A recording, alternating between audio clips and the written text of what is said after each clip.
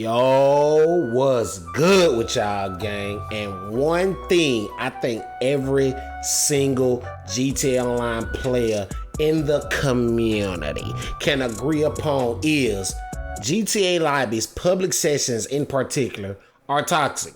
Going in the GTA public session, having to deal with every type of overpowered homing missile from Oppressor Mark 2s, Deluxos, Toreadors, Sparrows. Any form of homing missile is a pain in the butt, gang. I'm just gonna keep it a buck, bro. Like we all know it's a pain in the butt, man. So I concocted a list of my top 5 most missile resistant vehicles in GTA Online, man. This top 5 is just a top 5 of cars that are just super good against homing missiles or just rockets or explosions in general, and can give y'all an idea on just some vehicles you can use rather when you just want to vibe out, not be in a passive mode and just rock out and just, you know what I'm saying, not have to worry too much about just homing missiles in general, gang. So without further ado, make sure you leave a like on this video if you enjoyed, subscribe if you new, and let's get into the video, gangy. All right, Brody, coming in at number 5, I got the Virtue, but really any type of electric money take vehicle for real can go right here, man. But I'm gonna mainly focus on the Virtue. The Virtue is amazing. First of all, it can take up to 12 homing missiles. It's money tech, so you can put all the money tech stuff on there, armor. You can also put in homing missile jammers, lock-on jammers, and all that type of stuff.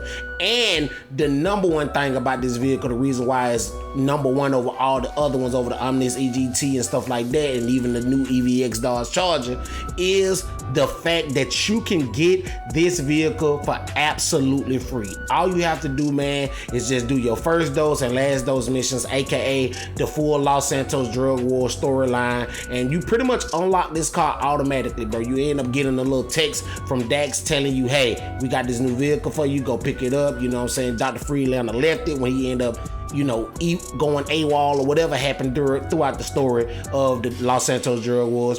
And you can just get it for free, don't have to pay for it. You pretty much getting a free $2 million car, over $2 million car, and you can go in, customize it, get your money tech vehicles and all that type of stuff. Not your money tech vehicles, but your money tech upgrades, armor, and all that type of stuff. And it's an amazing vehicle. It has the fastest acceleration in the game. I think so. I could be wrong on that, but I think it got the fastest acceleration in the game. And it's a beautiful looking vehicle also. The car looks amazing, and the fact that it can withstand so much punishment, withstand all that, and it look good, drive good, and they actually buffed it, because back in the day you couldn't throw sticky bombs or any throwables out of the car. Now you can do that. It had to go on this list, man. So like I said, any electric money tech vehicle can make this number 5, just your personal preference. But for me, I gotta just focus on the Virtue. So for number 5, the Virtue, gang. All right, Brody. At number 4, this one actually gonna shock. Well, it ain't gonna shock y'all, but the Mammoth Avenger, gang. The Mammoth Avenger. This air vehicle is a beast, and the fact that it just got a bunch of different upgrades with the trash DLC that is the San Andreas Mercenaries. You know, it got a bunch of different upgrades. Now you can put all type of different weapons on it. You can put a Mammoth thruster up in that thing. You can, you know, start up your little San Andreas mercenary missions and stuff like that if you want to. But it's a beast, you know what I'm saying? It's a beast. It can take up to 20 homing missiles. You can actually put it in stealth mode. You can go autopilot stealth, or you can put a lock-on jammer on it. To be honest, if you're more of a solo player, I would say definitely go for the stealth. But if you know what I'm saying, play with a lot of people or whatever, and y'all just want to wreak havoc on a public session or whatever y'all want to do, then maybe go for the auto lock-on jammer. But for the most part, just go for the autopilot stealth mode or whatever. But it can take up to 20 rockets, like homing missiles, period. And it's just a beast in the sky, bro. It still got all the guns that came on the Avenger back in the day, and now you can put homing launchers and machine guns, albeit they not the best. They mainly for like attacking NPCs or really stand still, you know, sitting there targets or whatever. But they pretty much can go crazy, man. You can fly around, and it's a pretty fast vehicle too, even though that is huge and bulky and stuff like that. As far as an area vehicle go, it's pretty quick. Like, you can pretty much zip around the whole entire map at a pretty decent pace, man. So number 4, the Mammoth Avenger. Like I said, they got a bunch of different upgrades with this past DLC, and it's pretty much a beast of the sky if you want to have you a guaranteed beast vehicle in the sky, man. So 20 rockets it take 20 homing missiles, and if you moving around and stuff like that, you know for a fact 20 homing missiles ain't gonna hit you if you know how to actually maneuver around and circle around homing missiles and stuff like that. So at number 4, the Mammoth Avenger, gang. All right, gang. At number 3, this vehicle seems to always make a list in some form or fashion. If you know me, you know I hate this vehicle, but it's actually 2 vehicles. But the vehicle that I'm talking about in particular is the Night Shark. But I'm also going to include the Insurgent pickup as well. But both of these vehicles are incredible against just lock on rockets and stuff like that, man. Taking upwards of like 27 homing missiles to be destroyed, bro. 27, meaning one oppressor Mark II won't be able to destroy this thing. You will need multiple different oppressor Mark IIs. You will need multiple different Toriados, or just multiple different rockets to just go crazy on these things, Brody. And if you got the Insurgent, I would say more so if you a solo player, definitely goes more so for the Night Shark, or just stay away from it, never use it, because the stupid thing is overpowered and I hate it.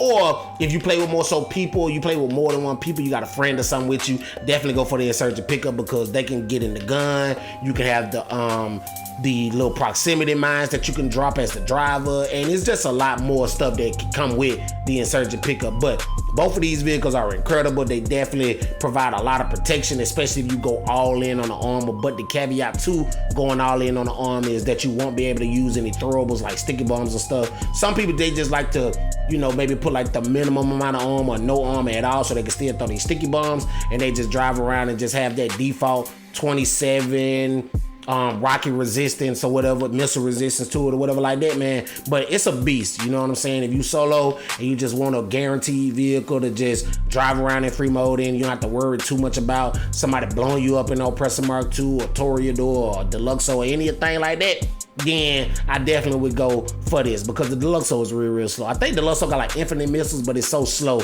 And these vehicles are both kind of fast for their size. They are extremely fast vehicles, especially the Night Shark. The Night Shark be getting up, and that's another reason why I really do hate that vehicle so much. But at number 3, the Night Shark, Insurgent pickup, beast vehicles, man, especially if you solo, or like I said, if you got you an extra player with you that's willing to get in that gun and y'all can wreak some havoc, y'all can go crazy, man. So boom, there you go. Night Shark, Insurgent pickup, that's number 3. And number 2, we getting into these service vehicles. I don't know if y'all realize that, but at number 2, we have the Brickade 6x6, aka the Acid Lab. Everybody know, or if you don't know, you finna know now, this vehicle is a beast when it come down to homing missiles and just being missile resistant all over the place, man. Taking a whole 48 homing missiles to be destroyed. This vehicle is a literal tank. This is more tanky than actual tanks in the game, bro. This thing can take upwards of 48 vehicles, man. So if you don't know, this is another vehicle that you can get absolutely free. You gotta just complete the first those missions, and you end up getting it. You can upgrade it with the armor and stuff like that, and it's just a beast. You feel what I'm saying? You can drive around in it, albeit it's not the fastest or the most maneuverable vehicle in the game. But I know a lot of people that they'll drive around in these things and, you know, avoid missiles and stuff like that. Now, as far as bullet protection, you know, unless you driving straight past somebody or something like that, you pretty much gonna get shot up pretty quickly, especially if they using like armor piercing bullets or whatever like that. But as far as just straight up armor missile protection, you won't have nothing to worry about when it come down to the Brickade 6x6. It is a beast. And I mean a absolute beast, man. And you can get it for free, customize it, and it's literally like I would say like the number 2 business for solo players in total, for real. I really look at it more so as number 1. Number 1 really would be the nightclub, but you gotta pretty much have already be established for that. But if you're not really established, this is literally like the first business any player can go in and just start rocking out just from minute 1 if you just focus on the first those missions and stuff like that, man. But this is a beast. It is a beast homing resistant vehicle.